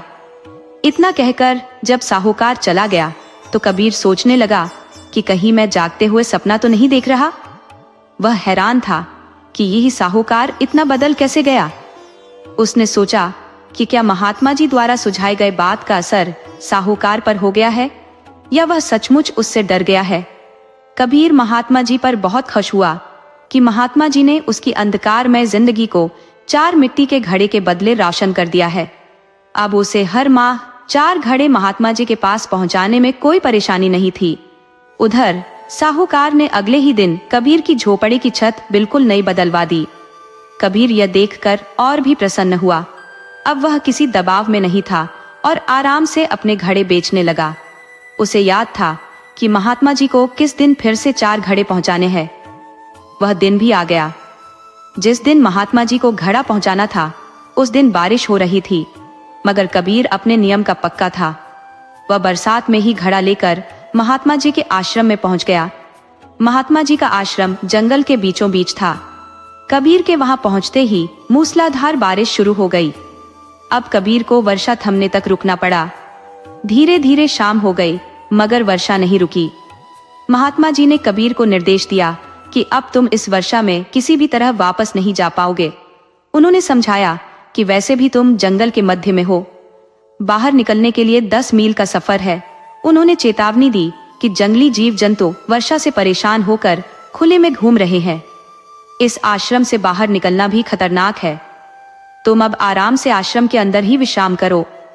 महात्मा जी यह बात अभी कबीर से कह ही रहे थे कि एक जवान स्त्री वर्षा में भीगती हुई आश्रम में आ गई। भीगने की वजह से वह थर थर कांप रही थी। महात्मा जी ने तुरंत उसे आश्रम के अंदर बुला लिया। उन्होंने उसे दूसरे कमरे में एक चादर और एक धोती देकर भेजा कि तुम जल्दी से कपड़े बदल लो और चादर ओढ़ लो, उसके बाद यहाँ आना। थोड़ी देर बाद वह स्त्री कपड़े बदलकर बाहर महात्मा जी के पास आ गई। महात्मा जी ने पूछा, तुम इस भारी बरसात में जंगल में क्या करने आई थी और फिर अपने घर की तरफ न जाकर इस आश्रम तक कैसे आ गई? महात्मा जी की बात सुनकर वह स्त्री रोने लगी। महात्मा जी ने पूछा कि उन्होंने कौन सी बात गलत पूछ दी जो वह बुरा मान गई और रोने लगी।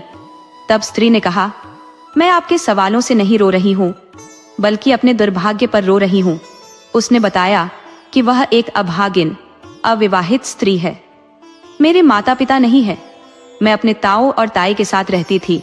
उसने बताया कि उसके ताऊ की 3 बेटियां थी, मगर वह उसे अपनी बेटियों से भी ज्यादा प्यार करते थे, जबकि ताई मुझे फूटी आंख भी नहीं देखना चाहती थी। उसने आगे बताया कि पिछले साल ताऊजी गुजर गए और तभी से उसका दुर्भाग्य शुरू हो गया।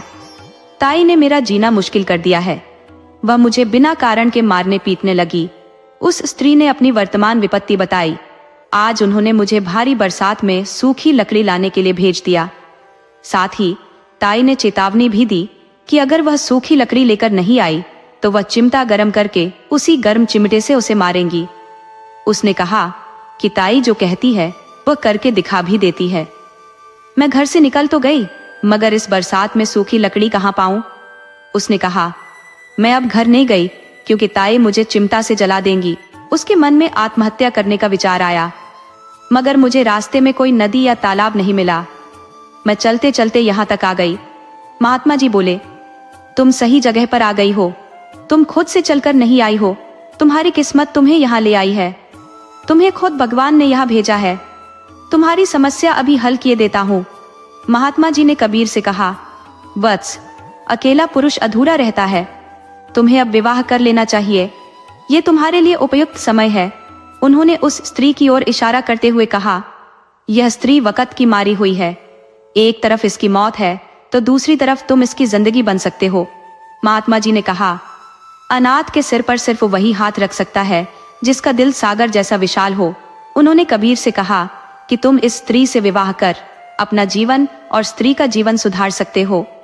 कबीर बोला, महात्मा जी, मैं आपकी आज्ञा का पालन करने के लिए तैयार हूँ। स्त्री भी बोली, मैं आपकी बात से पूरी तरह सहमत हूँ। आप मुझे नया जीवन दे रहे हैं।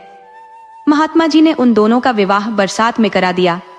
महात्मा जी ने कोई गलती नहीं की थी क्योंकि वह श्रावण का महीना था और महात्मा तो निराले होते हैं। उनकी बात मानने के लिए भगवान भी तत्पर रहते हैं। कबीर अगले दिन अपनी पत्नी को लेकर घर लौटा। महात्मा जी ने 1 महीने के अंदर ही उसकी तकदीर बदल कर रख दी थी। पहले साहूकार के व्यवहार में बदलाव आ गया था और अब 1 महीना पूरा होते ही उसे पत्नी मिल गई थी। कबीर की समझ में आ गया था कि महात्मा जी मुफ्त में किसी से कुछ नहीं लेते। अगर किसी से कुछ लेते हैं तो उसके बदले में 1000 गुना वापस कर देते हैं। कबीर खुशी खुशी अपनी पत्नी के साथ रहने लगा। उधर सूर्यपुर राज्य में युवराज उदय नए नए राजा बने थे। उनका विवाह अभी नहीं हुआ था और उनकी उम्र भी केवल 18 साल की थी। युवराज उदय को अचानक राजा बनना पड़ा था। उनके पिता महाराज राजेश्वर अपने एक मित्र की मदद के लिए युद्ध में गए थे। वहां चल रही लड़ाई में वह मित्र की तरफ से लड़ते हुए मारे गए थे, इसलिए युवराज उदय को अचानक गद्दी संभालनी पड़ी थी। युवराज उदय गुरुकुल से 2 दिन पहले ही घर लौटे थे और सीधे राजा बन गए। जब वह गुरुकुल में रहते थे तो उन्हें वीरगढ़ की राजकुमारी प्रिया से प्रेम हो गया था। युवराज भद्रकपुर के जंगल में ही गुरुकुल में रहकर शिक्षा ग्रहण करते थे। उस समय राजकुमारी प्रिया गुरुकुल में आती जाती रहती थी। तभी उदय को राजकुमारी से प्रेम हो गया था। राजकुमार ने तय कर लिया था कि गुरुकुल से जाने के बाद वह राजकुमारी प्रिया से विवाह कर लेगा। मगर राज दरबार में पहुंचने के बाद उन्हें पता चला कि सारा खेल बिगड़ चुका है। उनके पिता राजेश्वर वीरगढ़ के महाराज विक्रम के हाथों मारे जा चुके हैं। राजेश्वर महाराज विक्रम के प्रतिद्वंद्वी राजा की तरफ से लड़ने गए थे। अब तो महाराज विक्रम कारण बिना ही दुश्मन बन बैठे थे। वह गलती से भी प्रिया का विवाह उदय से नहीं करने वाले थे। महाराज विक्रम एक ताकतवर राजा थे। वह अब सूर्यपुर को अपने राज्य में मिला लेने की साजिश में पड़ गए थे। पिता की गलती की सजा अब युवराज उदय को मिलने वाली थी। गुप्तचरों ने उदय को सूचना दी थी कि महाराज विक्रम किसी भी वक्त उनके राज्य पर आक्रमण करके उन्हें बंदी बना सकते हैं या मार सकते हैं। उन्होंने चेतावनी दी कि उनके सामने सूर्यपुर की सेना 1 दिन भी नहीं ठहर सकती। इस बात की जानकारी राजकुमारी प्रिया को भी हो गई थी। वह जानती थी कि उदय बेवजह गेहूं के घून की तरह पीसने वाला है। प्रिया को हर परिस्थिति की जानकारी थी। वह जानती थी कि उदय निर्दोष है और उनके राज्य का सहयोगी है। वह तो उससे विवाह करके दोनों राज्यों में एक अटूट रिश्ता बनाना चाहता था, मगर उसके इरादों पर पानी फिर गया था। प्रिया ने रात के समय अपने पिता और सेनापति को बात करते हुए सुन लिया। महाराज विक्रम योजना बना रहे थे कि परसों रात में ही सूर्यपुर पर हमला कर देना है और राजेश्वर के पुत्र उदय को उसी समय मार देना है। उन्होंने कहा था कि कल की रात उदय की आखिरी रात होनी चाहिए, उसके बाद सूर्यपुर उनका हो जाएगा। सूर्यपुर राज्य रहे या जाए, इस बात की चिंता प्रिया को नहीं थी, मगर जब उदय की जान पर बन आई तो वह व्याकुल हो गई। वह उदय से बेपनाह प्रेम करती थी। उसने कभी उसके बिना अपने जीवन की कल्पना भी नहीं की थी। एक सच्चा प्रेमी अपनी जान दे देता है, मगर अपने प्रेमी पर आंच नहीं आने देता। उसने मन में ठान लिया कि उदय को किसी भी तरह बचाएगी। वह सुबह तालाब में स्नान करने गई, मगर वह उस स्थान से महल वापस नहीं गई। वह सीधे सूर्यपुर के राजभवन चली गई। अपने राज दरबार में प्रिया को देखकर राजा उदय अचंभित हुए। वह प्रिया को अपने शयन कक्ष में ले गए और बोले कि आपको यहाँ नहीं आना चाहिए था। उन्होंने चिंता जताई, आपके पिता को पता चल गया कि आप यहाँ हो तो वह हमारे राज्य पर तुरंत आक्रमण कर देंगे। राजकुमारी प्रिया बोली, राजकुमार, मेरा यहाँ आना बहुत जरूरी था। आपकी जान इस वक्त खतरे में है। उसने बताया, मेरे राज दरबार में आपके खिलाफ बहुत बड़ा षड्यंत्र चल रहा है। आपकी हत्या की योजना बन चुकी है। प्रिया ने दृढ़ता से कहा, मैं आपकी जुदाई बर्दाश्त नहीं कर सकती। मैं आपके साथ ही मर जाऊंगी, इसीलिए अब आपके पास आ गई हूँ। उसने कहा कि वह अपने पिता की इकलौती संतान है। मेरे पिता को मुझसे जरा भी प्यार होगा तो वह मुझे नहीं मारेंगे, और यदि प्यार नहीं होगा तो हम साथ में मर जाएंगे। उसने आग्रह किया, लेकिन अब भी आपको मुझसे विवाह करना होगा, उसके बाद मैं आपकी ढाल बन सकूंगी। उदय ने बिना देर किए प्रिया से विवाह कर लिया। प्रिया राजरानी बन गई।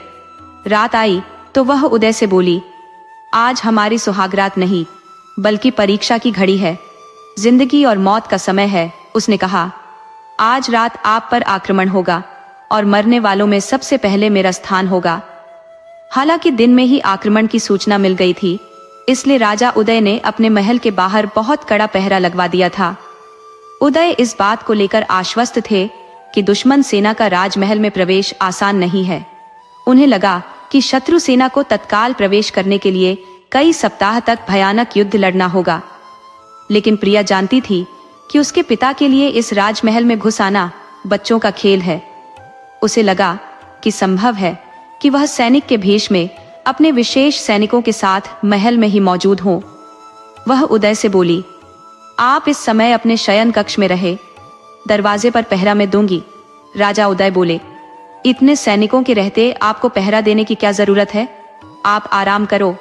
प्रिया ने कहा, आप बेवकूफी मत करो, आप मेरे पिता को नहीं जानते, उनके लिए असंभव शब्द बना ही नहीं है। उसने फिर चेतावनी दी कि हो सकता है वह इस वक्त इस महल में मौजूद हो और मौका पाकर आप पर हमला कर दे। उसने कहा, इसीलिए मैं एक छोटी सी चूक भी नहीं होने दे सकती। प्रिया ने आत्मविश्वास से कहा, मैं भी महाराज विक्रम की बेटी हूँ, उनका ही खून मेरी रगों में दौड़ रहा है, मैं उनके हर गुण अवगुण से वाकिफ हूँ। उसने उदय को आराम से कमरे में पड़े रहने और उसे पहरा देने को कहा। राजकुमारी प्रिया ने मोर्चा संभाल लिया। वह राजा उदय के शयन कक्ष के सामने खड़ी होकर मुस्तैदी से पहरा देने लगी। अब वह अपने पिता से भी दो हाथ करने को तैयार थी। उधर महाराज विक्रम सचमुच सैनिक के भेष में महल में दाखिल हो गए थे। उन्होंने यह भी देख लिया कि राजा उदय के शयन कक्ष की रखवाली उनकी खुद की बेटी प्रिया कर रही है। यह देखकर वह मन ही मन बहुत क्रोधित हुए। उन्होंने तय कर लिया कि आज वह प्रिया का कत्ल कर देंगे। उन्हें लगा कि वह उनके दुश्मन से जा मिली है। महाराज विक्रम सैनिक भेष में थे, तभी प्रिया उन्हें पहचान गई थी। वह अब पिता से भी लड़ने को तैयार थी। जब महाराज विक्रम उसके सामने आए तो प्रिया बोली कि आदमी अपनी संतान के लिए सारा उद्यम करता है। उसने कहा, वह चोरी, डकैती, लूटपाट और लोगों की हत्या करता है। प्रिया ने सवाल किया, मगर जब उसके पास संतान ही नहीं तो फिर लूटपाट किस लिए? दुनिया के सारे खजाने भी मिल जाए तो किस लिए? क्या करेगा उसका? उसने कहा, यह तो निश्चित है कि जिस आदमी ने जन्म लिया है वह एक न एक दिन मरेगा, तो मरने के बाद उस अनैतिक धन का क्या होगा? उस लूटे हुए धन को कौन लेगा? जाहिर है उसे फिर लुटेरे ही लूटेंगे। महाराज विक्रम जान गए कि प्रिया ने उन्हें पहचान लिया है। वह उदय से विवाह भी कर चुकी है और उन्हें देखकर यह बात सुना रही है। प्रिया की बात महाराज विक्रम के दिमाग में कौंध गई। उन्हें लगा कि जब उनकी अपनी संतान नहीं होगी तो फिर इस धन का क्या होगा। उन्होंने सोचा कि अगर वह प्रिया को मार देते हैं तो उनकी आखिरी निशानी ही मिट जाएगी, और अब वह विवाह भी करे तो 60 साल की उम्र में औलाद पैदा हो, इसकी क्या गारंटी है। उन्हें लगा कि जब भरी जवानी में औलाद नहीं हुई तो बुढ़ापे में औलाद हो, क्या भरोसा। उनके मन में तरह तरह के विचार उठने लगे। उन्होंने देखा कि प्रिया ने उदय से विवाह कर उसकी ढाल बन गई है। वह मर मिटने के लिए तैयार है। उन्हें उदय तक पहुंचने के लिए पहले प्रिया का कत्ल करना होगा, और प्रिया के मरते ही वह वंशहीन नाववध हो जाएंगे। फिर तो उनका साम्राज्य दूसरे ले लेंगे। महाराज विक्रम ने सोचा कि अब उन्हें उदय को नहीं मारना चाहिए, बल्कि उसे अपने अधीन कर लेना चाहिए, और यह काम प्रिया के जरिए हो सकता है। महाराज विक्रम प्रिया के पास से पुनः गुजरे और बोले, कोई भी बाप इतना जालिम नहीं होगा कि अपनी बेटी को विधवा बनाए, जबकि उसकी एक ही बेटी हो।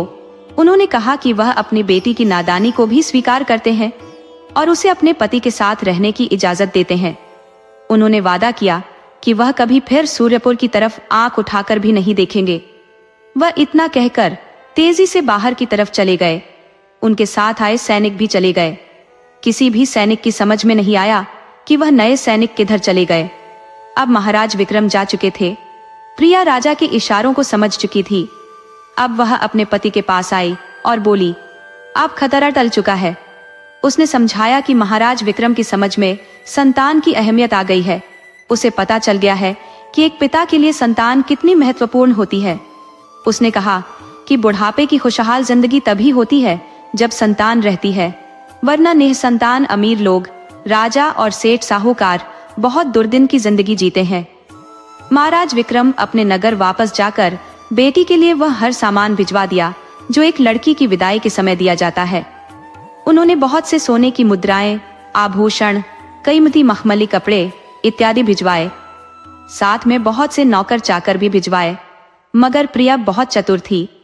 वह जानती थी कि इसमें भी पिता की कोई चाल हो सकती है, इसलिए उसने नौकरों को वापस भिजवा दिया। इस तरह समय बीतने लगा। प्रिया को युवराज उदय के साथ रहते 2 साल देखते देखते गुजर गए। इस बीच रानी प्रिया ने जुड़वा राजकुमारों को जन्म दिया। राजा ने दोनों बेटों का नाम क्रम से करण और अर्जुन रखा। समय गुजरता गया। करण और अर्जुन अब 5 साल के हो चुके थे। एक दिन महाराज विक्रम सूर्यपुर आए और अपनी बेटी प्रिया से उसका एक बेटा मांग ले गए। प्रिया ने खुशी खुशी करण को दे दिया। अर्जुन उसके पास रह गया। प्रिया जानती थी कि अब वीरगढ़ का राजा उसका बेटा करण ही बनेगा, तथा अर्जुन के लिए सूर्यपुर राज्य तो है ही। उधर कबीर की पत्नी ने एक बेटी को जन्म दिया। बेटी जन्म के समय ही बहुत खूबसूरत थी। वह देखने में किसी राजकुमारी से कम नहीं लग रही थी। इस तरह कबीर और उसकी पत्नी अपनी बेटी, जिसका नाम रूपसी रखा, का पालन पोषण करने लगे। इधर राजकुमार अर्जुन बड़ा हो रहा था। अब वह 16 साल का हो चुका था। वह रोज जंगल में शिकार खेलने चला जाता और शिकार खेलकर वापस आ जाता। उसकी माँ उसे समझाती कि बेटा, जीव हिंसा कहीं से भी ठीक नहीं है। एक दिन तुम बहुत मुश्किल में आ जाओगे। वह विनती करती, इसलिए मेरी बात मानो और जीव हिंसा मत करो। लेकिन अर्जुन माँ की बात कहाँ सुनने वाला था। एक दिन वह जंगल में शिकार खेलने चला गया। वह चलते चलते शांति नगर के जंगल में चला गया। उस वक्त जंगल में महात्मा जी अपने आश्रम में रहा करते थे। एक दिन उनके पास एक स्त्री आकर रहने लगी। वह बहुत खूबसूरत थी। उसके पति ने कुलक्षणी होने का आरोप लगाकर उसे घर से निकाल दिया था। शायद वह व्यभिचारिणी थी भी। जब वह महात्मा जी के पास आई तो महात्मा जी ने उसे अपने आश्रम में रख लिया कि जब कभी उसके पति को अपनी गलती महसूस होगी तो वह आकर उसे ले जाएगा। लेकिन 1 साल हो जाने पर भी उसका पति उसे लेने नहीं आया था। उधर वह स्त्री महात्मा जी पर ही डोरे डालने लगी थी। वह इतनी कामातुर हो गई कि महात्मा जी पर दबाव बनाने लगी। अब महात्मा जी उसके काम को पूरा नहीं कर सकते थे तो उन्होंने एक रास्ता निकाल लिया। वह अपनी शक्ति से उस स्त्री को हिरणी बना दिया और खुद हिरण बन गए। अब वह उसके साथ जंगल में रमण करने लगे। उधर राजकुमार अर्जुन जंगल में शिकार को आया था। उसकी नजर हिरण के जोड़े पर पड़ी तो वह उनका शिकार करने के लिए चल पड़ा। उसने एक तीर हिरनी पर और एक तीर हिरण पर चला दिया। हिरनी तो तीर लगते ही मर गई, मगर हिरण मरने से पहले महात्मा जी के रूप में आ गया। यह देखकर राजकुमार डर गया। उधर महात्मा जी ने राजकुमार को श्राप दे दिया कि मूर्ख, तुमने एक अक्षम्य अपराध कर दिया है। उन्होंने श्राप दिया, तुम इसी वक्त हिरण बन जाओ। महात्मा जी आगे कुछ कहने ही वाले थे कि एक देवता वहां प्रकट हो गए। देवता बोले, महात्मन जरा ठहरिए, तुम खुद एक भयानक गलती कर रहे थे। उन्होंने महात्मा जी को याद दिलाया, एक महात्मा होकर पर स्त्री गमन कर रहे थे, जिससे तुम्हारी सारी सिद्धियां नष्ट हो चुकी है। देवता ने कहा, अब तुम्हारा परलोक भी खराब हो, इससे पहले संभल जाओ। उन्होंने महात्मा जी को याद दिलाया कि तुमने किसी कुम्हार को कोई वचन दिया था, वह याद करो। देवता ने कहा, अगर तुम इस राजकुमार को कोई भी दंड देते हो तो तुम्हारे कहे वचन ही पूर्ण नहीं होंगे। महात्मा जी को अपनी गलती समझ में आ गई। उन्होंने राजकुमार से कहा, वत्स, मेरा श्राप कभी असफल नहीं जाएगा, तुम हिरण तो जरूर बनोगे। उन्होंने श्राप को नरम करते हुए कहा, मगर जब तेरे पिता तेरे सिर को काट देंगे तब तुम राजकुमार के रूप में पुनः आ जाओगे। देवता तो कब के जा चुके थे, मगर इतना कहते ही महात्मा ने भी अपने प्राण त्याग दिए। थोड़ी देर में राजकुमार अर्जुन हिरण में बदल गया। वह अपनी करनी पर बहुत पछता रहा था। उसने सोचा कि माँ ने उसे कई बार मना किया था, मगर उसने माँ की बात नहीं मानी। उसने पाया कि जो अपने बड़ों की बात नहीं मानते वे निश्चय ही संकट में फंसते हैं। वह बहुत रो रहा था और पछता रहा था। तभी एक शेर ने उस पर झपट्टा मारा। हिरण पूरी ताकत लगाकर भाग खड़ा हुआ। अब उसके दिन जंगल में डर डर कर गुजरने लगे थे। उसे समझ नहीं आ रहा था कि क्या करे। इस तरह जंगल में रहते हुए उसे 3 साल गुजर गए। उधर राजा उदय अपने जवान बेटे के गायब हो जाने से बहुत परेशान थे। उन्होंने राजकुमार की खोज में अपनी पूरी शक्ति लगा दी थी, मगर राजकुमार का कोई पता नहीं चला तो वह निराश होकर बैठ गए। मगर रानी प्रिया चुप बैठने वालों में से नहीं थी। वह अपने मायके वीरगढ़ के राज्य में गई। वीरगढ़ के जंगल में एक महात्मा रहते थे। राजा उदय ने भी उन्हीं से शिक्षा ली थी। खुद रानी ने भी उस महात्मा से शिक्षा ग्रहण की थी। वह अपने गुरु के पास गई और अपनी समस्या बताई कि हमारा राजकुमार 3 साल पहले खो गया। उन्होंने कहा कि वह लोग उसका पता करके थक गए, मगर आज तक राजकुमार का कोई सुराग नहीं मिला। उन्होंने पूछा, आप बताइए कि हमारा राजकुमार जिंदा भी है या मर गया? मरा तो कैसे मरा? उसे किसने मारा? और यदि जिंदा है तो कहाँ है, किस अवस्था में है? तब महात्मा ने बताया कि राजकुमार को किसी ने नहीं मारा है, वह जिंदा है। लेकिन उन्होंने कहा, मगर किस अवस्था में है और कहाँ है यह नहीं बता सकता। इससे राजकुमार की जिंदगी की ही हानि हो सकती है। तब रानी प्रिया ने पूछा, महात्मन, हमारा राजकुमार वापस कैसे आएगा? हम कौन सा उपाय करें? तब महात्मा ने बताया कि रानी, आपके दरबार में किसी दिन एक हिरण लेकर एक स्त्री आएगी, आप उस हिरण का बलि चढ़ा देना। उन्होंने आश्वासन दिया कि तुम्हारा राजकुमार वापस मिल जाएगा। उन्होंने एक और बात कही, राजकुमार के साथ तुम्हें एक खूबसूरत बहू भी मिल जाएगी। उन्होंने कहा, अब तुम अपने दरबार जाओ और उस स्त्री के आने का इंतजार करो। उधर शांतिनगर में कबीर बीमार पड़ गया। उसकी पत्नी और बेटी रूपसी उसके इलाज में लग गई, मगर कबीर को कोई आराम नहीं हो रहा था। इस भाग दौड़ में उसकी पत्नी भी बीमार पड़ गई। जब साहूकार लालची राम ने दोनों की बीमारी की बात सुनी तो वह बहुत खुश हुआ। उसने सोचा कि मैं एक भयानक चाल चलता हूं। उसे लगा, साला कबीर मुझे 20 साल से डरा कर रखा है, अब साले की हकड़ी निकालता हूं। उसने सोचा कि कबीर की बेटी रूपसी बहुत खूबसूरत है, उसी से विवाह का प्रस्ताव रखूंगा। मगर यह तभी संभव हो पाएगा जब किसी चाल में कबीर फंसेगा।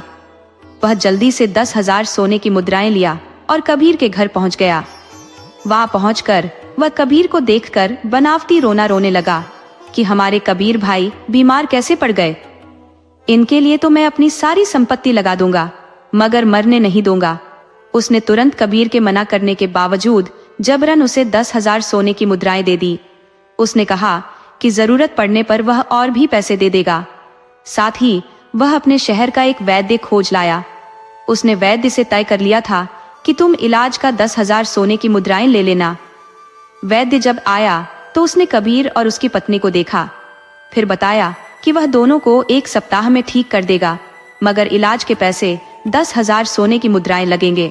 साहूकार कबीर के बोलने से पहले ही बोल पड़ा, अरे तुम इलाज करो, पैसे की कोई चिंता मत करो। वैद्य जानकार था और उसने 1 सप्ताह में ही कबीर और उसकी पत्नी को ठीक कर दिया। साहूकार 3-4 माह तक तो कबीर के पास नहीं गया, मगर एक दिन अचानक से कबीर के पास पहुंच गया और बोला कि कबीर भाई, मैं थोड़ा मुश्किल में आ गया हूँ। उसने कहा, मुझे अब पैसे की बहुत जरूरत आ पड़ी है, मेरा 10,000 सोने की मुद्राएं मुझे लौटा दो। उसने याद दिलाया, मैंने आपको बहुत बुरे वक्त में मदद किया था। उसने कहा कि अब वक्त आ गया है कि उसका पैसा वापस कर दिया जाए। कबीर बोला, साहूकार जी, आप जानते हो मेरे पास आय का कोई बड़ा स्रोत नहीं है, मैं इतनी जल्दी आपका पैसा कैसे लौटा सकता हूँ। साहूकार ने ताना मारा, कबीर, तुम उतना पैसा 7 जन्म में भी नहीं चुका सकते और मेरे पास इंतजार करने का वक्त नहीं है। उसने झूठ कहा कि तुम जानते हो मेरी पत्नी मर गई है, मैं पत्नी के बिना बहुत बेचैन रहता हूँ, मुझे अब एक पत्नी की जरूरत है। कबीर ने कहा, साहूकार जी, अब तो आपकी उम्र हो चली है, आप विवाह करके क्या करेंगे, आपको भगवान का भजन करना चाहिए। साहूकार बोला, मैं क्या करूंगा, इस बात से मतलब मत रखो, अब तुम ये बताओ कि मेरा पैसा देते हो या नहीं। तब कबीर बोला, साहूकार जी, मैं अभी 1-2 साल तो कुछ नहीं कर सकता, मगर कोशिश करूंगा कि लौटा दूं। साहूकार बोला, एक रास्ता है, तुम अपनी बेटी का विवाह मुझसे कर दो तो मैं तुम्हारा पैसा माफ कर सकता हूँ। कबीर क्रोधित हो गया और बोला, साहूकार जी, जबान संभाल कर बात करिए, वरना आपकी जबान खींच लूंगा। साहूकार बोला, तुम्हें अपनी इज्जत की इतनी चिंता है तो मेरा पैसा लौटा दो। उसने धमकी दी, वरना तेरी बेटी से विवाह तो हर हाल में करूंगा, मैं राज दरबार चलूंगा, राजा से शिकायत करूंगा। कबीर राज दरबार के झगड़े में नहीं पड़ना चाहता था। साहूकार ने उसे 1 सप्ताह में बेटी का विवाह उससे करने को कहा। उसने फिर धमकी दी कि नहीं तो वह राज दरबार अवश्य जाएगा। कबीर ने साहूकार से पैसा लिया था, इसमें कोई शक नहीं था, तो वह मन में विचार करने लगा कि कोई न कोई जुगाड़ लगाना होगा। वह रात भर इस बात को सोचता रहा, मगर किसी निष्कर्ष पर नहीं निकला। उधर कबीर की बेटी रूपसी भी परेशान थी कि वह 70 साल के साहूकार से विवाह कैसे करेगी। वह भी रात भर विचार करती रही। उसने सोचा कि सारी फसाद की जड़ वह खुद ही है। उसने सोचा, मुझे अब मर जाना चाहिए। वह भोर में घर से निकलकर जंगल में चली गई। उसने सोचा कि मैं कहीं मर जाऊं। वह एक तालाब के पास गई कि इसी तालाब में कूदकर अपनी जान दे दूं। उस वक्त वही हिरण उस तालाब में पानी पी रहा था। जब हिरण ने देखा कि यह सुंदर लड़की पानी में कूदकर जान देने वाली है, तो वह रुका नहीं। मनुष्य की आवाज में बोल पड़ा कि हे परम सुंदरी, किस दुख के कारण तुम आत्महत्या करने पर तुली हो। एक हिरण को मनुष्य की आवाज में बोलते देखकर रूपसी ठहर गई। उसने हिरण से पूछा, तुम मनुष्य की तरह कैसे बोल लेते हो, क्या तुम कोई चमत्कारी हिरण हो। तब हिरण ने बताया कि हाँ देवी, मैं चमत्कारी हिरण हूँ। उसने कहा, तुम बताओ, तुम्हें क्या कष्ट है, किस कारण आत्महत्या करने चली थी। तब रूपसी ने साहूकार की सारी बात बता दी। उसने बताया कि उसके पिता 10,000 सोने की मुद्राएं के कर्जदार हैं। अगर नहीं चुकाते हैं तो वह बूढ़ा साहूकार मुझे जबरन पत्नी बनाकर ले जाएगा। हिरण बोला, बस इतनी सी बात है। उसने कहा, तुम मुझे राजा के दरबार में ले चलो, राजा मुझे 10,000 सोने की मुद्राएं में खरीद लेगा। रूपसी ने बिना देर किए हिरण को लेकर राज दरबार में आ गई। रानी प्रिया जब देखी कि एक सुंदर लड़की हिरण लेकर दरबार में आई है, तो वह समझ गई। रानी ने हिरण को 10,000 सोने की मुद्राएं में खरीद लिया। रानी ने राजा उदय से कहा, आप अभी इस हिरण का वध कर दो। राजा ने उस हिरण का वध कर दिया, मगर यह क्या, राजा के सामने उनका राजकुमार अर्जुन प्रकट हो गया। लड़की रूपसी वहां से अब जाने वाली थी कि रानी प्रिया ने उसे रोक लिया और कहा, तुम कहाँ जाओगी। उन्होंने कहा, महात्मा के बताए अनुसार तुम मेरी बहू हो, तुम मेरे राजकुमार की रानी हो, तुम्हारा निवास अब गांव में नहीं राज दरबार में है। रूपसी ने अपनी आपबीती रानी से सुनाई। रानी ने रूपसी के माता पिता कबीर और उनकी पत्नी को महल में बुलवा लिया। उन्होंने साहूकार लालचीराम के पास खबर भिजवाई कि वह रूपसी से विवाह करने के लिए डोली बारात लेकर आ जाए। साहूकार जब सुना कि रूपसी तो राजकुमार की रानी बन गई है और रानी माँ ने उसे फांसी पर लटकाने के लिए बुलाया है, तो वह गांव छोड़कर भाग गया। रूपसी महल में रानी बनकर रहने लगी। ये कहानी हमें सिखाती है कि आपका मन ही आपकी दुनिया बनाता है। एक ही जगह पर एक झगड़ालू व्यक्ति को सिर्फ बुरी दुनिया दिखी, वहीं एक ईमानदार व्यक्ति को हर जगह अच्छाई। हमें विपत्तियों से डरकर भागना नहीं चाहिए, बल्कि सही समय और सही सलाह का इंतजार करना चाहिए, क्योंकि आपकी तकदीर कभी भी पलट सकती है।